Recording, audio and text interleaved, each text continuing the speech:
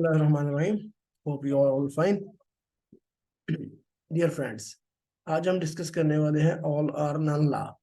Neuro physiology में या neuro psychology में आपने ये टर्म जो है वो पढ़ी होगी, ऑल आर नन लॉ। तो आज हम इसको डिस्कस कर लेते हैं बेसिकली डिटेल में कि ये होती क्या है। बेसिकली ये एक प्रिंसिपल है फिजियोलॉजी में, या आप इसको कह सकते हैं न्यूरो साइकोलॉजी में, जिसका अगर मैं एक छोटा सा एक लेमैन का बयान करूं तो वो कुछ यूं होगा कि जब भी स्टिमुलस किसी भी न्यूरॉन को हिट करता है तो वो न्यूरॉन जो है वो पूरी पोटेंशियल के साथ आगे मैसेज भेजता है, यानी इलेक्ट्रिकल इंपल्स जो है वो क्रिएट करता है। ये नहीं होता कि सिग्नल्स अगर वीक हैं तो न्यूरॉन जो है वो जरा कम पोटेंशियल के साथ जो है वो इलेक्ट्रिकल इंपल्स प्रोड्यूस करेगा या नहीं करेगा। तो या तो न्यूरॉन इलेक्ट्रिकल इंपल्स प्रोड्यूस करेगा या बिल्कुल भी नहीं करेगा। तो that is called all or none law.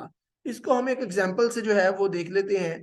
N example of all or none law response is the action potential. Action potential जो होता है वो बेसिकली वो एक ऑल और नन लॉ की एग्जांपल है। आपने देखा होगा कि जब -70 पर जब न्यूरॉन जो होता है वो रेस्टिंग पोजीशन में होता है तो -70 मिली वोल्ट पे होता है।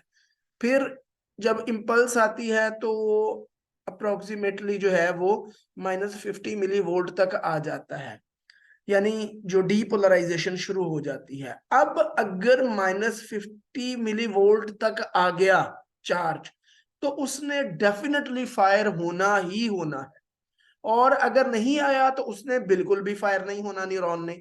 यानी उसने इलेक्ट्रिकल इंपल्स अगर -50 मिली वोल्ट तक जो है वो चार्ज आ गया तो उसने इलेक्ट्रिकल इंपल्स जो है वो डेफिनेटली प्रोड्यूस करनी है। और अगर -50 मिली वोल्ट तक अगर चार्ज नहीं आया तो उसने बिल्कुल भी प्रोड्यूस नहीं करनी। तो this is called all or none law. यानी इसका अगर आप इंग्लिश टर्मिनोलॉजी ही देख लें तो उसमें आप देखेंगे उस वर्ड है ऑल, या तो बिल्कुल प्रोड्यूस होगा, और नन या बिल्कुल भी नहीं होगा। That is called all or none law. और ये आमतौर पर जो है अगर हम न्यूरो साइकोलॉजी की बात करें या फिजियोलॉजी की बात करें तो ये उसमें जो है वो एक बड़ा इंपॉर्टेंट प्रिंसिपल है, ये एक बड़ा इंपॉर्टेंट जो है वो कॉन्सेप्ट है न्यूरो साइकोलॉजी का।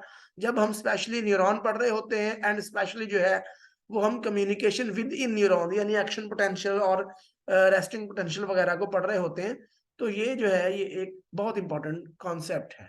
Thank you very much.